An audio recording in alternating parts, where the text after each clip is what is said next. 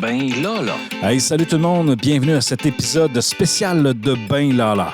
Ben Lala. Eh bien, pourquoi je dis spécial? Eh bien, c'est la première fois cette saison que je vous présente une entrevue Ben Lala. en entreprise. Ben Lala. Alors, pour vous expliquer un peu le concept, eh bien, on est actuellement en plein cœur de la boutique de Twist sur la rue Racine à Chicoutimi. Et on est devant public. Donc, il y a des clients actuellement qui sont alentour de nous, qui magasinent. Donc, on vous souhaite de faire de bons achats. Et si pour vous, vous n'avez jamais découvert la boutique Twist, eh bien, je vous invite à aller visiter Twist à Chicoutimi sur la rue Racine et dans le Carré des Vices à Jonquière. Donc, dans ce contexte, bien sûr, si on est dans une boutique, c'est pas pour vendre de la publicité ou vendre de la commandite. C'est bien plus pour parler d'entrepreneuriat. Alors, je suis avec mon collègue Marc Privé. Salut Marc, comment ça va? Salut Benoît, ça va bien? Écoute, Marc, comme d'habitude, depuis les dernières saisons, tu nous amènes toujours une nouveauté, une nouvelle approche, tout ça. Tu nous as amené des entrepreneurs comme invités dans le podcast. Et là, ben, cette fois-ci, tu m'as dit, écoute, Benoît, j'aurais quelqu'un que tu connais, qu'on pourrait inviter dans le podcast. Alors, je te laisse le soin de nous la présenter. Effectivement, puis je pense, regarde Benoît, ce que je vais faire, parce que je veux pas... Toi, tu la connais beaucoup plus que moi. Moi, je connais un petit peu notre invité. Ben oui. Mais j'aimerais que ce soit toi qui nous la présente. OK. Alors, ben écoutez, avant de vous l'introduire, je vais vous expliquer un peu le contexte. Le premier pitch d'affaires que j'ai fait dans ma carrière, Guylaine Vizina était sur le panel d'entrepreneurs qui étaient assis en avant. Et là, je devais leur vendre des articles promotionnels, notamment pour le club de hockey senior à Jonquière à ce moment-là, qui s'appelait les Condors. Et là, il prenait le virage pour un nom de l'entreprise de l'époque. C'est une femme extraordinaire, une entrepreneur qui a un parcours impressionnant. Quand je dis impressionnant, c'est parce qu'elle a touché à tout. C'est une autodidacte du milieu des affaires, en quelque sorte. Juste si on cumulait l'ensemble de ses compétences, elle aurait assurément un doctorat en administration. Donc, j'ai le privilège de vous présenter notre invitée de la semaine, Mme Guylaine Vizina. Bonjour, Guylaine. Salut, Benoît. Bonjour, mon ami. Moi, je peux dire mon ami. Oui. Guylaine, je t'introduis en quelque sorte avec ces éloges-là, mais j'aimerais ça que tu fasses découvrir aux gens un peu ton parcours. Donc, d'où c'est que tu viens, toi, Guylaine? Mais là, je trouve que tu es allé fort un peu au niveau de ma présentation. Un doctorat en administration, c'est fort un peu, mais disons que oui, effectivement, j'ai beaucoup appris. J'ai quand même au-delà de 37 ans de bagages en arrière de moi. J'ai commencé en affaires à l'âge de 22 ans. Puis à l'époque, c'était l'entreprise Paramédic que j'ai montée, qu'on a démarré, moi et mon conjoint de l'époque. J'ai été dans cette aventure-là pendant 21 ans et j'ai passé par toutes les sphères de tâches inimaginables, à partir de passer le balai, faire les toilettes, faire de l'administration, de la comptabilité et tout. Puis ça a fini que j'ai quitté cette entreprise-là après 21 ans, où j'ai beaucoup appris, où je me suis forgée. Ça a été une école extraordinaire et j'avais une équipe de 25 employés. Et à la fin, justement, quand j'ai quitté, ben, on avait de la distribution au détail, en gros, mais aussi une division pharmaceutique, où j'étais un peu la directrice des opérations, je m'occupais du personnel et du développement des affaires au niveau des bannières de pharmacie. Alors, ça a été extraordinaire comme expérience. J'ai adoré ça. Puis par la suite, j'ai acheté l'entreprise OptiSoin, qui est une clinique médicale privée que j'ai eue pendant 5 ans. Par la suite, j'ai pris une petite pause d'1 an et demi pour justement faire le point. Qu'est-ce que je veux? Qu'est-ce que je ne veux plus? Et j'ai voyagé, je me suis reposée, puis j'ai relevé un défi à la zone Talbot comme directrice générale pendant 3 ans et demi. Par la suite, j'ai pris une autre pause de 2 ans et demi. Alors là, ça a été plus long un peu. Mais pendant cette pause-là, par contre, mes petites oreilles me disent que tu étais quand même en mode actif, tu cherchais un nouveau défi, là. Oui. J'ai toujours été aussi une personne très impliquée dans mon milieu. Hein. Benoît, tu le sais, depuis longtemps qu'on se connaît. Même dans le temps de paramédic, dans le temps d'OptiSoin, je me suis toujours impliquée dans différentes activités, présidence d'honneur, levée de fonds, dans le domaine communautaire, dans le domaine humanitaire, la philanthropie, dans le sport. Et j'ai continué dans mes pauses à m'impliquer dans le mentorat d'affaires que je suis encore et dans un réseau d'affaires avec 14 autres entrepreneurs avec lesquels on échange, on s'entraide. Puis ça, je ne veux pas lâcher ça non plus. Donc, c'est sûr que dans mes pauses, j'ai continué d'être impliquée. Mais oui, effectivement, dans ma pause de 2 ans et demi, sommeillait en moi encore l'entrepreneur qui était très fort parce que quand j'ai quitté Zone Talbot, c'était une entreprise à but non lucratif qui était dirigée par un conseil d'administration. Donc, je n'avais jamais appris à travailler avec un conseil d'administration. C'est pas toujours facile. Quand tu es entrepreneur, tu te revires sur un 10 cents puis tu veux tourner à droite ou tourner à gauche. Tu es habitué de faire ce que tu veux, de reculer, d'avancer. Donc, ça a été la portion difficile de ce défi-là. Mais par contre, ça a été vraiment, vraiment extraordinaire. J'ai rencontré des gens merveilleux. Puis, justement, pendant ces 2 ans et demi-là, je cherchais quelque chose à acquérir. Et je me suis dit, bon, cette fois-ci, ça va être pour m'amuser. Ça va être mon dernier défi professionnel parce que là, à l'âge que je suis rendue là, il faut que je décroche un jour. Mais pas en faisant une dernière chose qui va être totalement différente de ce que j'ai fait auparavant. Puis je vais avoir un milieu dans lequel je vais pouvoir m'éclater. Dans le milieu de la santé, bien, c'est un milieu qui est très régenté, réglementé, avec des codes d'éthique, des codes de déontologie, des gabarits. C'est des structures qui sont très rigides. Travailler avec des professionnels de la santé, c'est pas toujours évident. C'est difficile. Donc, je me suis dit, bon, là, je vais aller dans un domaine où je vais pouvoir vraiment, vraiment sortir mon côté créatif. Puis, justement, travailler là-dessus avec mon Parce que là, pour expliquer un peu aux gens, c'est que tu étais au départ avec Paramédic, c'était des produits parapharmaceutiques. Donc, fourniture médicale. Exactement. Et par la suite, clinique médicale privée. Oui. Donc, c'est 25 ans dans ce secteur d'activité-là, aussi dans lequel tu étais coactionnaire. Donc, tu avais une dynamique aussi dans le fond, de collègues, en quelque sorte, actionnaires. Et ça l'amène aussi ses lots de défis. Mais qu'est-ce que représente, en quelque sorte, le fait? Parce que là, tu es toute seule dans Twist. Tu es la propriétaire unique. À moins que je sois pas au courant, là, mais... Non, c'était un des critères qui était très important pour moi. Je voulais avoir une entreprise dans laquelle je pouvais avoir du fun, avoir une équipe le fun, une équipe qui est stable, une équipe aussi qui veut grandir avec ma vision, ma couleur, mais aussi quelque chose qui a du potentiel encore de développement. Donc, on peut faire autre chose que ce qui se passe vraiment actuellement. Donc, il y a encore de l'espace pour développer. Puis, quelque chose aussi où, pas trop gros. Je voulais avoir une petite famille. C'est ça que je voulais. Je voulais pas avoir 25, 35 employés parce qu'avec OptiSoin, je me suis rendue à 35 employés à gérer des personnes de la santé. Fait que c'est quand même gros. Je me suis dit, pour finir ma carrière, je vais y aller avec une petite équipe. Je vais faire la maman, puis je vais m'occuper de mes enfants, puis je vais les mener à bon port. Mais comment on fait pour partir dans le fond, d'un modèle d'entreprise qui est strict, d'un secteur d'activité qui est strict, à s'en aller dans un commerce de détail, créativité, plaisir? Ça me semble que ça doit être tout qu'un... Oui, c'est une grosse marge. Il y en a beaucoup qui me disent ça. Mais vous savez que diriger une entreprise, c'est d'abord, il faut avoir vraiment... moi, je suis en amour avec le monde. Hein? Je suis en amour avec les gens.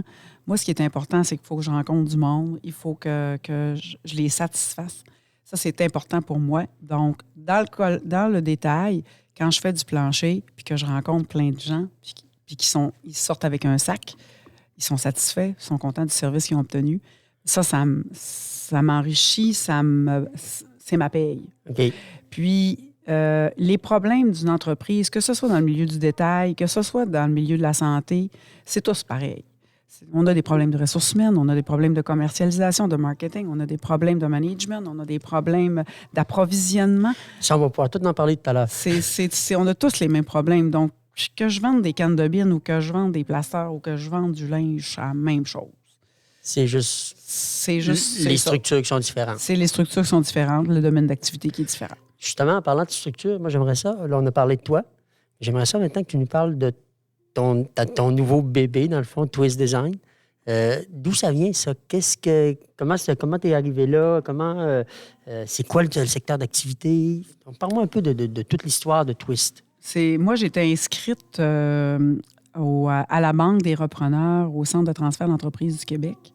Puis, j'avais rempli mon profil avec ce que je voulais vraiment à chercher, ce que je voulais comme entreprise à acquérir. Puis, faut dire que dans mon cas, on dirait que les as se sont alignés en même temps. C'est que j'ai eu 3 personnes en même temps qui m'ont contacté pour m'offrir la même entreprise. Ici, ça appartenait à Marie-Hélène Haché qui a fondé l'entreprise Twist. Ça existe depuis 13 ans d'ailleurs. Marie-Hélène, c'est une artiste dans l'âme. Hein. C'est elle qui crée des bijoux d'ailleurs. Il y en a beaucoup qui la connaissent. Moi, je ne suis pas une artiste. Moi, je ne crée rien. Je suis vraiment pas habile de mes mains, à part que de faire la cuisine. Ça, je suis très bonne là-dedans. Mais pour ce qui est du reste, là, non. C'est pas là qu'il est mon talent. Marie-Hélène, je la connaissais déjà un petit peu avant, mais j'ai eu la personne du transfert d'entreprise qui m'a appelé, du centre de transfert qui m'a appelé. J'ai mon comptable qui m'a aussi parlé de cette entreprise-là qui était à vendre. Et j'ai le conjoint de Marie-Hélène, dans lequel j'évoluais avec lui dans un comité de mentorat, qui m'a dit « Cherches-tu quelque chose, toi, ce temps-ci, Guylaine? Qu'est-ce que tu cherches? » Puis là, j'y ai dit mes critères. Puis lui, il est arrivé à la maison, puis il a dit à Marie-Hélène, il dit « Gars, je pense que j'ai une acheteuse pour toi. » Puis ça serait Guylaine Vézina, puis je pense que ça ferait. Fait que ces 3 personnes-là, à l'espace d'une semaine, m'ont toutes contacté. Donc, tu viens de me parler de la force de réseau.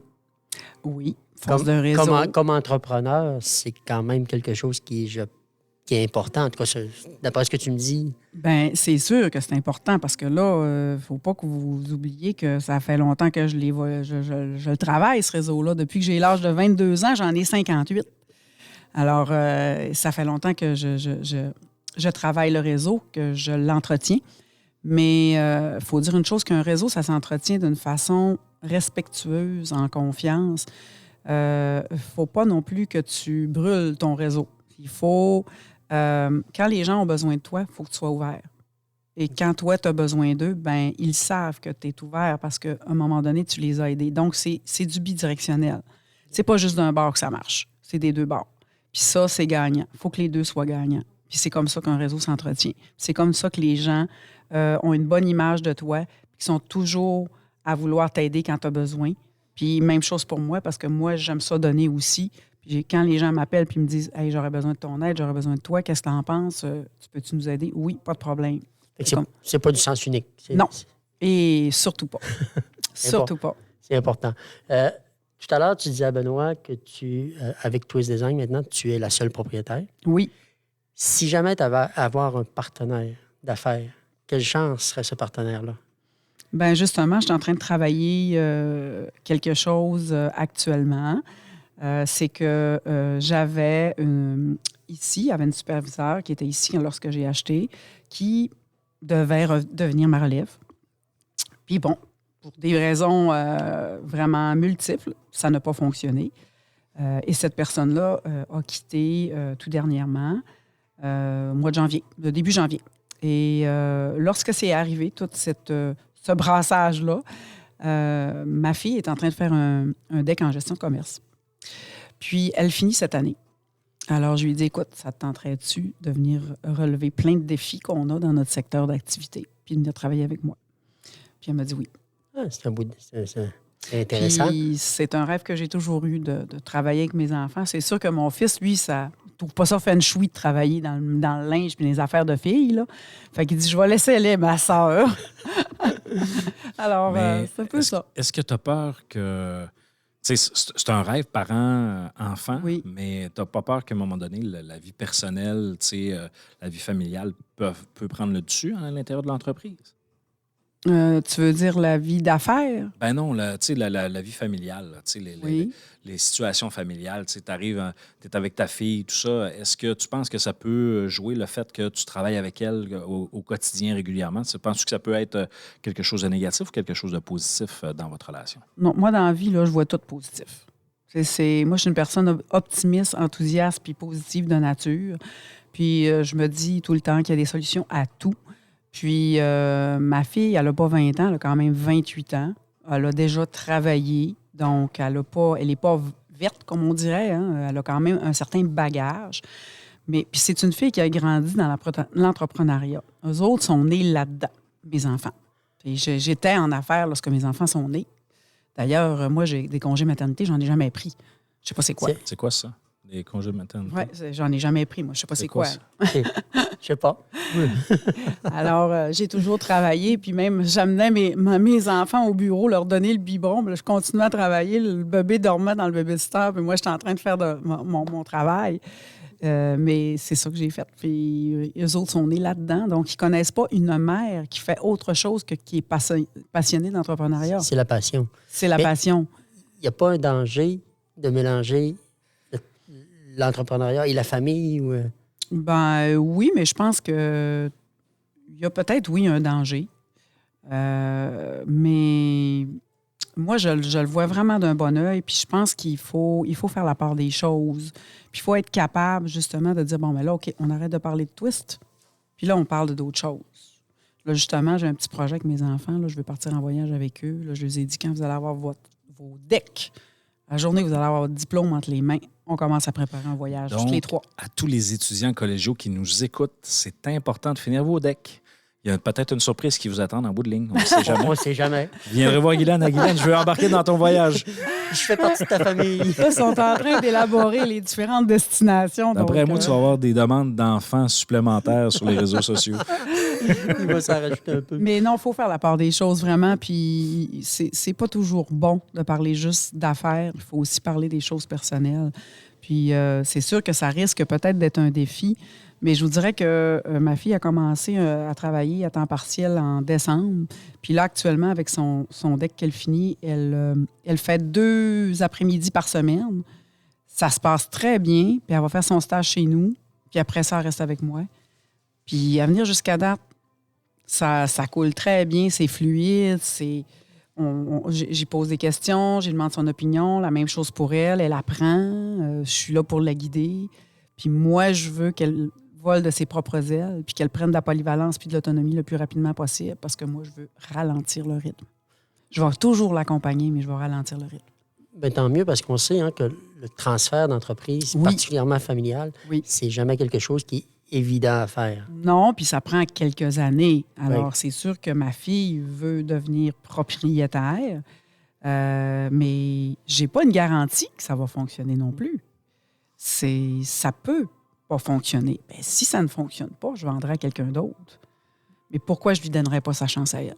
Ben, pourquoi pas? C'est ça. Revenons à Twist. C'est quoi la vision, la mission de Twist, les objectifs? Nous, notre entreprise, c'est une entreprise qui a pour mission de mettre à l'avant les artisans de notre région, des 4 coins du Québec et du Canada. Donc, il n'y a pas d'artisans ou d'autres compagnies qui font des choses puis qui sont faits à la main. Il faut que ce soit des produits qui sont faits à la main.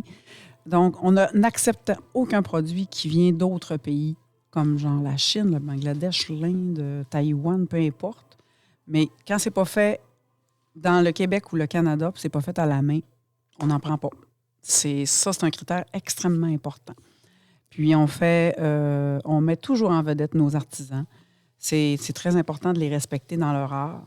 Puis quand on parle de produits faits à la main, là, il y en a des fois qui disent « Ah, mais là, je veux pas avoir de quoi que la colle dépasse ou le pompon est tout croche ou bon, il y a une bande de tissu qui est mal découpée. » Non, il y a du monde qui ont du talent ici, là. Il y a quand même des critères de qualité. Puis Oui, on choisit les produits de parce qu'on pense que nos clients vont aimer, mais aussi, il faut que ça respecte leur... Aujourd'hui, les gens sont de plus en plus ouverts à acheter local, produits faits à la main, parce que c'est original. Si vous avez remarqué dans le magasin ici, la mise en marché, la façon dont sont disposés les produits, l'étalage, toutes les pièces d'ameublement qu'on utilise, les articles de décoration qu'on utilise pour mettre nos produits en valeur, bien, c'est pas une vulgaire tablette avec 50 produits pareils.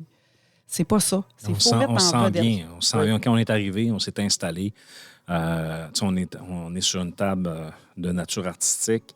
On est dans le milieu de vêtements, salle d'essayage à côté. Tout, c'est beau. On se sent bien. Quand tu arrives ici, là, c'est un conditionnement qui qui est agréable. Oui, mais on se sent comme à la maison. C'est ça, puis on sent la richesse de cette créativité-là du Québec et de nos artisans. Donc, félicitations pour ta mission, c'est vraiment génial. C'était déjà là avant. Puis d'ailleurs, c'est pour ça que l'entreprise me plaisait, parce que cette mission-là, c'est pas facile à tenir en passant, hein, parce que les artisans qui sont tout près de nous, il faut maintenir des prix intéressants puis adéquats pour eux, puis pour nous aussi. Puis ça a son lot de défis. Au niveau de l'approvisionnement, juste au niveau de l'approvisionnement, ça a un lot de défis. C'était justement une de mes questions. Ça doit demander beaucoup d'efforts au niveau de trouver les bons fournisseurs. Oui, la gestion d'inventaire, de pas trop rentrer dans l'émotion quand on achète, parce qu'on a des fois, on voit des choses qui sont vraiment belles. On voudrait en acheter 1000, mais on ne peut pas en acheter 1000 parce que la gestion des stocks, puis vous voyez, on c'est quand même grand ici, mais il y a quand même des limites. Mais l'approvisionnement, c'est qu'on a des artistes qui produisent au gré du vent. Il y en a qui disent, bon, ben là, tu me places une commande, mais elle ne sera pas prête avant 3 mois. J'ai certains artisans qui fonctionnent comme ça. Puis il faut qu'on respecte ça. Je ne peux pas avoir, dans la minute où je vais faire une commande, la recevoir 2-3 jours après. Ça, il faut que je gère en conséquence de. Donc, si c'est des produits qui ont un bon engouement envers la clientèle, il faut que je sois assez d'avance pour dire, OK, bon, mais là, je vais avoir risque d'en manquer dans 2 mois. Je vais faire ma commande tout de suite parce que je sais que je n'aurai pas avant 2 mois. Fait que c'est ça. Ça fait partie des défis. Fait que ça demande vraiment bien connaître ses fournisseurs, ses artisans qui vont fournir. Oui. Puis encore là, c'est comme un réseau, ça s'entretient. Fait que des fournisseurs, ça s'entretient aussi. Avoir des relations cordiales. Guylaine, dans ta catégorie de produits que tu vends, je ne veux pas nécessairement que tu mettes le follow spot sur un artisan, mais c'est quoi la catégorie de produits que tu as comme coup de cœur dans ta boutique d'Arvida et de Chicoutimi? Bien, il y en a bien trop. Je ne peux pas en dire un qu'un. Nous, c'est sûr qu'on a une bonne sélection de vêtements et une très grande sélection de bijoux. Ça, c'est quand même... c'est vraiment important. Ça crée vraiment l'intérêt de notre clientèle. Mais coup de cœur, j'en ai plusieurs. Je suis pas sûre que les gens vont dire, moi, mais là, c'est pas si hot que ça. Si elle dit ça, là, moi, j'ai comme les salières poivrières qui sont en bois, là. C'est fait à partir de branches de bois. Moi, quand j'ai vu ça pour la première fois, j'ai dit, le monsieur va chercher ses bouts de bois dans le bois, il fait un trou là-dedans, il met le mécanisme de la salière du poivrière, il aseptise tout ça, parce que, bon, quand on met du sel du poivre, c'est alimentaire. Puis, il n'y a pas une forme pareille. Tu mets ça sur la table, là. Ça impressionne toute la galerie, là. C'est unique. C'est assez original. C'est donc bien beau de où ça vient. Quand tu sais que le monsieur il vit d'un rang, puis il va chercher ses bouts de bois, puis il fait des salières poivrières. Là, quand je parle de salières poivrières, c'est un moulin à poivre, un moulin à sel. Donc, il y a l'intégration du mécanisme. Oui, mais l'intégration du mécanisme avec le truc en haut qui tourne. Donc, c'est un moulin. C'est pas une salière poivrière comme ça là, qu'on agite, là. C'est vraiment un moulin à poivre et à sel. Fait que ça, là, quand j'ai vu ça pour la première fois, j'ai dit « Wow! » C'est quelque chose. Mais ce que je trouve intéressant dans ce que tu dis, c'est que la valeur du produit est associée aussi en quelque sorte à l'histoire de celui qui l'a fabriqué. Exactement. Ça, je pense que c'est ça qui rend unique. Tu sais, tantôt, on disait on se sentait bien quand on arrive ici. Ben c'est sûr que si on a quelqu'un qui nous répond et qui se met à nous raconter les histoires des fabricants, de ceux de la façon qu'ils le font, ben là, ils nous vendent un peu cet achat-là responsable qui encourage non seulement notre économie, mais qui fait en sorte qu'on vient d'acheter un produit unique. Là. Oui. C'est une espèce d'histoire. Puis on le sent d'ailleurs quand on rentre dans la boutique. Oui. On sent l'histoire derrière les produits. Ah, puis ça sent bon en passant. Hein? Oui. Ben, il y a tout le temps des histoires. Puis quand là, on raconte ça à nos clients, comme par exemple, on a une artisane qui, elle, a fait des bijoux en résine, en acier inoxydable au niveau de ses chaînes de collier et tout ça, mais elle cultive des fleurs. Elle prend ses fleurs dans son jardin, elle insère ça dans sa résine. Elle fait des boucles d'oreilles, des pendentifs, des barrettes pour les cheveux. Puis c'est elle-même qui cultive. Puis en arrière de l'étiquette, c'est marqué la sorte de fleur. Fait que c'est elle qui les met à l'intérieur de sa résine. Puis sa fille est artisane aussi. Puis elle est céramiste. Puis elle nous fait des beaux bols à café, des verres, des chandeliers, des porte-savons. Puis c'est sa fille. On a une famille d'artisans, là. C'est vraiment le fun parce que C'est une économie familiale, Oui, effectivement. c'est ça. Oui. Je voudrais savoir comment Twist Design fonctionne au niveau de la gestion des ressources humaines. Parce que tout à l'heure, tu parlais, je pense que tu me disais, c'est 8 employés à peu près. Oui, quelque chose on est comme 8, ça. c'est ça. Comment ça fonctionne? Est-ce que tu as des responsables ou c'est toi qui gères tout? Bon, comme c'est très petit, avant, j'avais un superviseur, mais ça va être ma fille là, qui va un petit peu prendre le relais par rapport à ça, parce que, bon, dans une boutique, il arrive tout plein de choses. Hein. Bon, il y a des clients qui demandent des choses. Fait que le personnel de plancher, des fois, ils ne sont pas habilités à prendre ces décisions-là. Fait que là, il faut qu'ils se relèvent à un superviseur immédiat. Fait que ça, ma fille va prendre cette portion-là, parce que là, actuellement, c'est moi qui le fais tout, là, étant donné qu'il n'est pas encore avec moi. Mais c'est un superviseur pour l'ensemble des 2 boutiques, c'est suffisant. Là, actuellement, ma fille fait tous les horaires pour le personnel. Ça va très bien. On a 3 temps partiels, puis on est 5 temps pleins. 3 temps partiels. Les temps partiels, c'est des étudiants. Eux, ça fait bien leur affaire de travailler le jeudi soir, vendredi soir, samedi, dimanche. Oui. L'été, ils font tous les remplacements de vacances l'été. Puis l'été, on donne du répit à nos temps pleins qui veulent en prendre. Puis on fait rentrer nos temps partiels, puis on leur donne le nombre d'heures qu'on essaie de leur donner.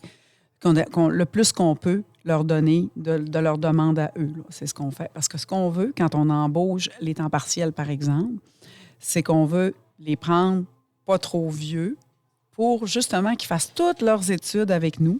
Fait que l'hiver, ils travaillent le nombre d'heures qu'ils peuvent parce qu'ils vont à l'école. L'été, ils veulent faire un peu plus d'heures le jour parce qu'ils sont en vacances.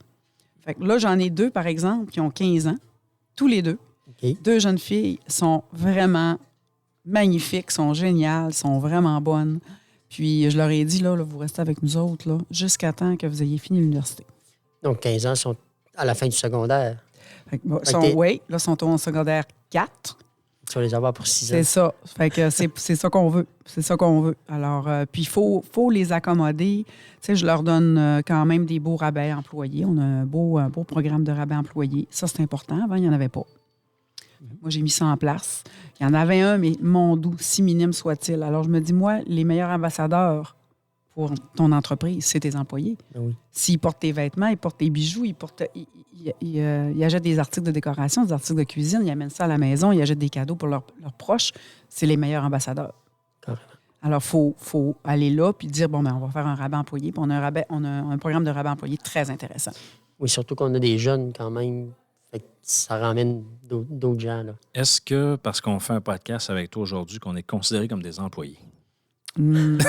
Ah, Benoît, t'as des cadeaux à faire? Ben là, d'un coup, qu'on s'inscrirait dans ce programme-là d'employés. Non, mais c'est une blague, Guylaine. Je t'agace, c'est bon. T'as un petit peu de temps à donner. Tu pourrais venir travailler les fins de semaine. La peut-être. Saint-Valentin Ouais. s'en vient. Si tu fais un petit peu de bénévolat, peut-être que je vais pouvoir faire quelque chose pour toi. C'est bon, c'est bon. Parlant peut-être pas nécessairement de bénévolat, mais au niveau marketing, vente, service à clientèle, comment tu fonctionnes? Tu sais, on n'est pas une grosse équipe. Tantôt, vous parliez des ressources humaines. C'est pas compliqué. On a 5 temps pleins, 3 temps partiels. Quand j'embauche, souvent, je prends les réseaux sociaux pour embaucher. Là. Alors, on met ça sur les réseaux sociaux, puis on sponsorise nos réseaux sociaux, justement. Puis j'ai toujours, comme là, le dernier temps plein que j'ai embauché, c'est Marie-Hélène qui est ici, qui vous a accueilli. Elle est ici, ça fait un mois. Puis elle a appliqué de par la publication qu'on a faite.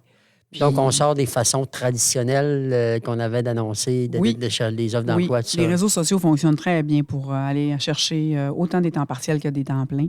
Puis quand on a une annonce qui pogne, j'en mets aussi à la radio. OK. J'ai un 30 secondes spécialement conçu pour ça, à la radio, pour aller chercher justement l'intérêt des jeunes et des moins jeunes pour quand j'ai un poste à temps partiel ou à temps plein.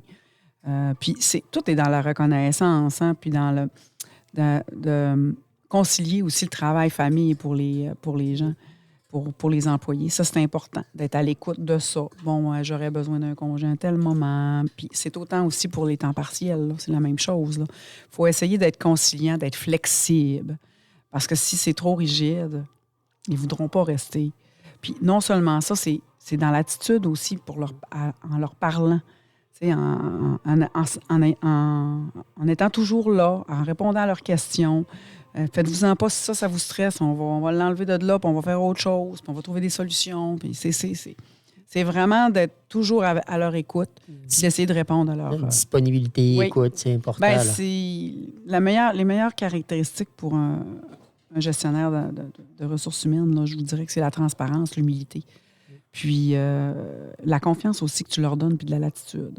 Effectivement. Puis le respect aussi, très important. Si les réseaux sociaux marchent bien pour le recrutement du personnel, est-ce qu'ils fonctionnent bien aussi pour le côté marketing, les annonces ou les promotions, des choses comme ça? Ça fonctionne, mais on a du travail à faire là-dessus. C'est un autre de nos défis. Le défi de l'approvisionnement par rapport aux artisans, c'en est un. Le défi des réseaux sociaux et des stratégies numériques en est tout un autre. Et il faut travailler là-dessus. Puis d'ailleurs, je pense que ma fille va me donner un bon coup de main là-dessus. On a déjà une boutique en ligne, mais là, avec tout ce qui est arrivé, puis on a perdu aussi du personnel l'année passée. Donc, il a fallu qu'on se concentre sur le plancher. Hein? Et quand c'est le mois de décembre, là, on est tous ici, là, sur le plancher. C'est ça qu'il faut faire, c'est de répondre aux clients dans nos boutiques avant. C'est ce qui est important. Mais oui, ça, on y croit. Ça a énormément d'importance, puis on sait très bien qu'on est en mesure d'aller chercher beaucoup plus par là. Ça, c'est clair. Oui, puis c'est une difficulté que plusieurs PME vivent. Ouais. Comment est-ce qu'on concilie la pub traditionnelle, la pub avec les réseaux sociaux puis les nouveaux médias? C'est une grande question, puis souvent, c'est d'être capable d'être bien organisé, bien structuré C'est ça. et d'être capable de le réaliser. Puis, tu sais, des fois, pour certains, c'est la comptabilité qui est le problème. Pour d'autres, c'est le marketing, tu sais. Fait que c'est un défi qui est pas nécessairement évident à relever. Donc, au moins, là, tu peux te rasseoir sur une chose, c'est que tu as vraiment une offre exceptionnelle. Les produits sont vraiment fous. Donc, les gens peuvent venir en acheter. Puis au moins, tu as quelque chose de le fun. Si, mettons, on arrivait chez vous puis que les artisans ne seraient pas ce qu'ils sont, les produits, on ne se sentirait pas bien comme on se sent bien dans ta boutique. Là, on partirait de la base. Là, tandis que là, tu as déjà quelque chose à offrir. Maintenant, c'est juste à le créer sur tous les toits. D'ailleurs, j'en profite à nos auditeurs là, de Ben Lala. Venez visiter Twist. Ça vaut la peine. Effectivement. Et puis, moi, je regardais.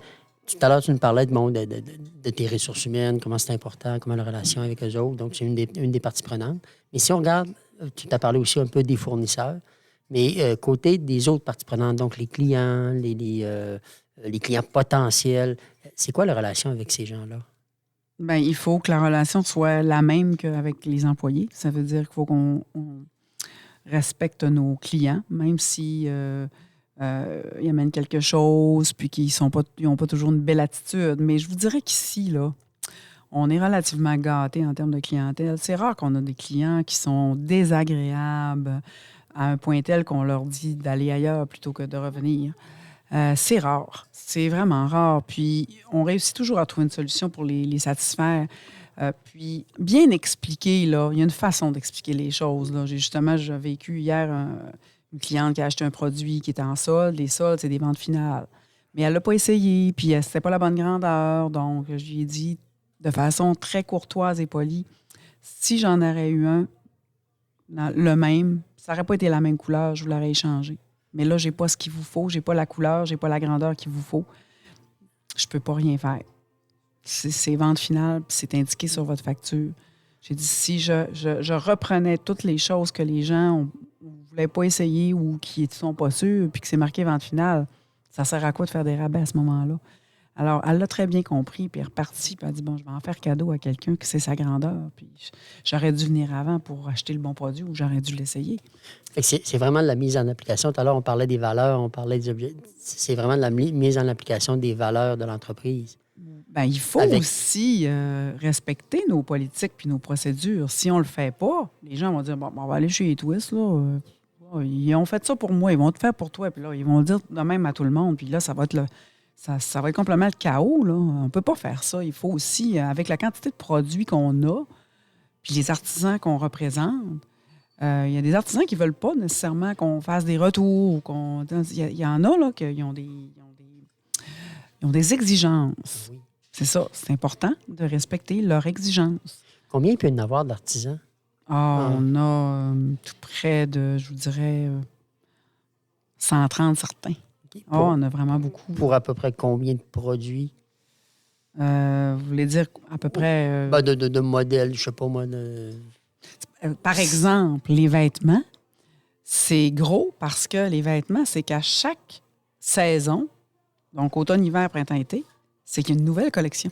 Mhm. Fait que ça fait des produits différents à chaque fois. Donc là, on est printemps-été là, qui est en train de rentrer 2023. Fait que ça, c'est une collection qui existe là, mais l'année prochaine, ça va être autre chose. Ça va être une collection printemps-été 2024, mais ça va être d'autres produits, ça va être d'autres styles. Printemps-été sont en train de rentrer. Yes. Donc, à quel moment, j'imagine, tu es allé ou tu as rencontré les artisans pour dire, OK... Toujours un an d'avance. Un an Comme là, d'avance. actuellement, on est en train de rencontrer nos designers pour les achats de automne 2023, hiver 2024. C'est ce qu'on fait là, présentement, là, jusqu'à mi-mars. OK. Donc, On est là-dedans. Donc, c'est toujours un an d'avance pour le printemps, Ouais. c'est un an d'avance pour l'hiver. Puis on a des styles qu'on commence à avoir fin janvier, début février, mi-février. Puis ça rentre jusqu'en avril. Fait que c'est quand même complexe dans le C'est suivi, complexe. dans le... C'est complexe parce que c'est beaucoup de lignes, c'est beaucoup de designers qu'on a. Puis ça prend un sizing de chaque ou deux sizings de chaque, tout dépendant du modèle. Parce que des fois, on croit qu'il y en a un modèle qui risque d'être vraiment très grand vendeur. Fait que là, on dit on va en prendre un peu plus. Mais la plupart des designers, on peut faire des commandes par la suite. Là. OK. Il y en a que c'est difficile de faire des repeats, mais il y en a d'autres que c'est beaucoup plus facile. Là, on apprend à les connaître, j'imagine, ces Oui, c'est ça. fournisseurs-là. Puis, Exactement. Oui, c'est ça. Benoît, tu avais une question? Non, je te laisse aller, mon cher ami. OK. Par rapport au marché actuel, c'est quoi les grands enjeux? Le numérique, Le numérique ben oui. pour rentrer. C'est pas... Puis là, regardez, là, actuellement, ce qu'on vit, on n'est pas en récession, mais on est quasiment en récession. On le sait pas, on le sait, on le sait pas. On a des forts taux d'intérêt. Donc, les gens ont à peine à payer leur loyer, leur hypothèque et l'épicerie. Alors, pensez-vous, avec tout ce que vous voyez ici, que c'est leur priorité? Non. Puis, en plus, on l'entend aux nouvelles à chaque soir. Fait que ça aide pas notre cause. du tout. C'est ça. Donc, on est dans un domaine où c'est pas du primaire, c'est du secondaire. Donc, c'est pas de l'épicerie puis c'est pas de la pharmacie. C'est des produits de luxe, en quelque sorte. Là. Même si on en a pour tous les prix, pour tous les budgets, les gens, avant de venir s'acheter un morceau de linge ou peu importe, une petite paire de boucles d'oreilles, ils vont payer leurs affaires avant. Ils là. vont penser à se loger, à se nourrir. Ben oui, c'est- évidemment. Donc, ça, on est impacté tout de suite. Puis ça, on est impacté, qu'on soit au détail ou qu'on soit en ligne, on est impacté. Mais les stratégies numériques, c'est vraiment un gros défi. Puis le numérique, c'est, oui, les ventes au numérique, mais aussi faire sortir les gens de chez eux puis les emmener peut-être en boutique. Oui. Puis il faut être inventif, il faut être créatif, il faut leur offrir plus. Nous, en tout cas, nos clients là, sont friands de nouveautés. Là, c'est des gens qui, des fois, là, la clientèle fidèle qu'on a, là, parce qu'ici, à Chicoutimi, c'est quand même cosmopolite comparativement à Arvida. Ici, on a une clientèle plus jeune. Donc, plus jeune, on a une clientèle qui est mélangée de, par exemple, des passants, des touristes, beaucoup de touristes, des gens d'affaires parce qu'il y a beaucoup de bureaux en centre-ville. On a une clientèle fidèle, puis on a une clientèle qui est plus jeune. À Arvida, c'est une clientèle plus de proximité, de quartier, de gens de Jonquière, d'Arvida, de gens plus vieux. On est des moins jeunes. Et des gens qui sont attachés à leur petite boutique Twist depuis 13 ans puis qui sont là depuis 13 ans. Mais notre clientèle fidèle, elle est là, elle est toujours au rendez-vous, mais il faut quand même s'installer des stratégies pour aller gruger sur d'autres marchés, dont du corporatif que je veux travailler puis que je veux développer, que j'ai commencé, que j'ai déjà des contacts que j'ai faits, puis il y a déjà des commandes corporatives que j'ai faites. Là. Ça s'est réalisé depuis que j'ai acheté, mais je manque de temps pour le faire. Donc, c'est un des défis quand on est propriétaire unique d'une entreprise. on est chef d'orchestre. On est chef d'orchestre. On est chef d'orchestre. Surtout en ce moment, là, je fais comme cumuler 2 jobs. Alors là, je suis un peu partout, là, mais ça ne sera pas toujours comme ça. Là. Ça va se stabiliser. Alors, avec ta fille qui s'en vient, ça va peut-être donner un coup de main. C'est sûr que ça va aider énormément, oui. Est-ce que, dans le contexte actuel, oui, là, on voit qu'il y a quand même des défis, des menaces, vu l'économie, mais est-ce qu'il y a aussi des opportunités? Oui, certainement. C'est nous, chez nous, il y a... Il faut toujours se mettre en mode, bon, OK, quel produit que je pourrais entrer à nouveau pour susciter un intérêt à un point tel que, oui, ça devient un lost leader, mais ça devient quelque chose de très niché dans lequel je suis seule à représenter, ce qui va faire rentrer une autre clientèle que celle que j'ai déjà. Fait que ça, c'est intéressant. Les stratégies numériques, comme je vous disais tout à l'heure, c'est vraiment... Ça, faut vraiment travailler ça là-dessus, beaucoup, beaucoup. Puis moi, c'est pas de ma génération, hein. Fait que c'est dur pour moi. Mais je sais que là, avec les jeunes dans mon équipe, avec ma fille aussi qui s'en vient, on a déjà un gestionnaire de médias sociaux qui s'occupe de nos médias sociaux aussi en impartition. On va venir à être meilleur là-dessus. Puis il va falloir investir du temps et de l'argent aussi, là. Mais pour revenir à votre questionnement, c'est qu'on n'a pas le choix de trouver des moyens et des façons de faire, puis des nouveaux produits pour justement attirer de la nouvelle clientèle. Effectivement. Puis, juste attirer, tout à l'heure, tu parlais de la différence de clientèle entre la boutique d'Arvida, la boutique ici de Chicoutimi. Déjà là, ça demande des stratégies différentes. Oui, mais puis d'ailleurs, Arvida, c'est tout petit. Puis les gens, ils aiment ça comme ça. Faudrait pas que ça soit plus grand. C'est très bien comme c'est là, puis ils adorent, ils sont comme attachés au style de boutique que c'est, puis à la grandeur de boutique, puis ils aiment ça parce qu'ils trouvent ça chaleureux. Mais c'est chaleureux ici aussi, c'est juste que c'est plus grand, puis les plafonds sont très hauts, hein. Alors, on a l'impression que c'est un petit peu moins chaleureux ou personnel, mais ça l'est tout autant, puis c'est les humains qui sont à l'intérieur qui font la différence. Ah, c'est pour magasiner dans les deux offrent, à mon avis, une expérience quand même unique. Tu sais, une expérience d'achat unique. Effectivement, Arvida, c'est plus petit, c'est chaleureux. Mais ici, c'est plus grand, mais c'est chaleureux aussi. Donc là, puis, tu sais, dans le fond, à Arvida, tu vas trouver sensiblement les mêmes produits, sauf en moins grande quantité. Exact. Moins de variété un petit peu. Exact. Puis si on a besoin de quelque chose d'un peu plus spécifique qu'ils l'ont ici, ben je sais que vous êtes capable d'accommoder le client. Là, donc, c'est quelque chose de super intéressant. Oui. On fait des commandes spéciales sur des produits. Ensuite, quand ils achètent un produit d'un artisan, que ce soit un bijou ou peu importe, puis ça brise, ils reviennent, on a un service là-dessus, là, après-vente. Là. Il y a bien des boutiques qui n'ont pas ça, là. Puis qui prennent pas en charge le client sur un article qui est défectueux jusqu'à la fin, jusqu'à la satisfaction. Parce que souvent, le produit, bon, il est défectueux. Qu'est-ce qu'on fait avec? Bon, bien là, si c'est un bijou, on s'en remet à l'artisan. Fait que l'artisan, lui, ce qu'il fait, c'est que, bon, OK, je regarde ça, OK, c'est beau, je le remplace. Mais là, nous autres, on s'occupe de tout ça gratuitement, là. Fait qu'on fait toutes ces démarches-là pour le client, pour en bout de ligne. Tout le service après-vente. C'est ça. Puis... Le produit, il est soit réparé ou il est soit remplacé. Ou il y a une réparation qui a été faite, mais étant donné que c'est plus vieux, on charge un petit frais. Mais le client, il n'est jamais laissé à lui-même, puis il n'est jamais retourné de bord pour dire, bon, ben OK, non, il n'y a rien à faire, c'est fini. Non, c'est pas comme ça qu'on fonctionne. Ah, c'est bien. Puis ça m'amène à ma prochaine question. Où tu situes Twist Design par rapport à la concurrence? Justement, Benoît, avec une de tes équipes, à l'école, ils ont fait un rapport sur le service clientèle. Vous avez vu les résultats, d'ailleurs, au niveau du positionnement de Twist. On sortait numéro 1 versus les concurrents qui grugent un petit peu plus notre marché, là. Malgré que je considère qu'on est quand même extrêmement niché dans ce qu'on est, parce que, justement, nous autres, on ne vend pas de produits de Chine, on ne vend pas de produits d'ailleurs. C'est vraiment uniquement québécois et canadien. Mais on voyait dans cette étude-là que notre positionnement, l'équipe, le service à la clientèle, les produits, l'offre, le service après-vente, on était vraiment sur la coche, puis on sortait en premier par rapport à toutes les autres. Fait que ça, c'est sûr qu'il faut maintenir ça, mais il faut encore offrir plus, puis faire rentrer encore plus de monde. Mais vous savez, dans les affaires, ce qui est important, c'est pas la ligne en haut, c'est la ligne en bas. Fait que si la ligne en bas... Qu'est-ce que tu veux dire comme ligne en bas? Si la ligne en bas est très intéressante, puis on ne fait pas plus de chiffre d'affaires, c'est pas grave.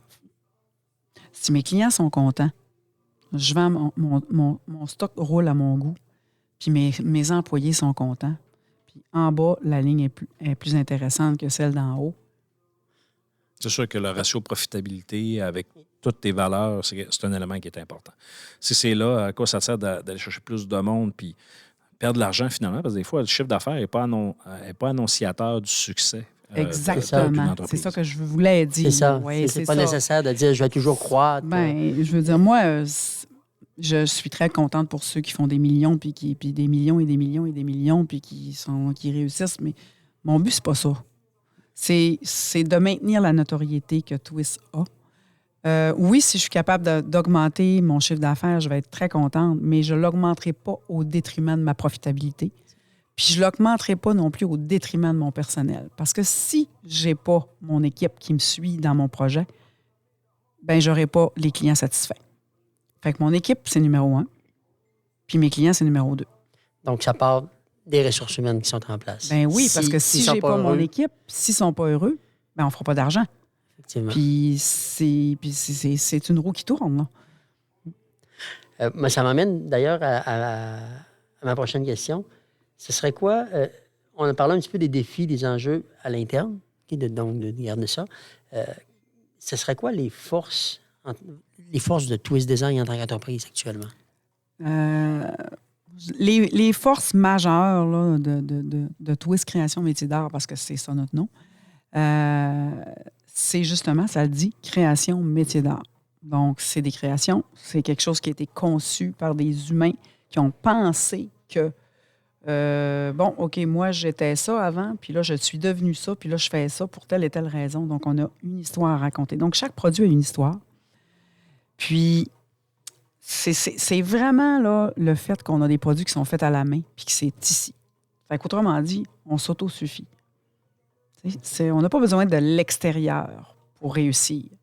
C'est qu'on s'autosuffit en tant que Québécois, en tant que Canadien, en tant que Saguenayen.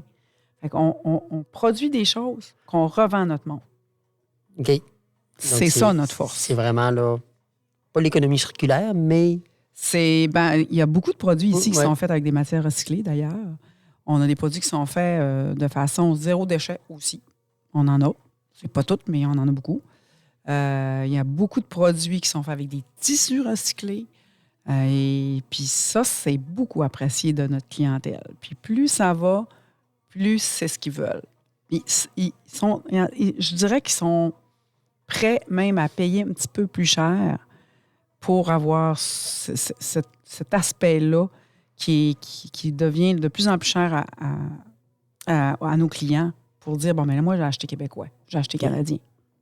Donc, on joue sur l'achat local en parlant, là, Saguenay-Lac-Saint-Jean, mais Québec, Canada. C'est ça. Et nous, sur tous les produits, les étiquettes, là, si c'est marqué que c'est made in China, on ne le prend pas. C'est impossible. Non, c'est impossible. On ne le prendra pas. Peu importe le pays, on ne le prend pas. On se fait offrir à toutes les semaines. Il n'y a pas pratiquement une semaine qu'il n'y a pas un artisan qui nous appelle pour dire, bon, mais moi, j'ai un produit. J'aimerais ça le rentrer chez vous. C'est-tu possible?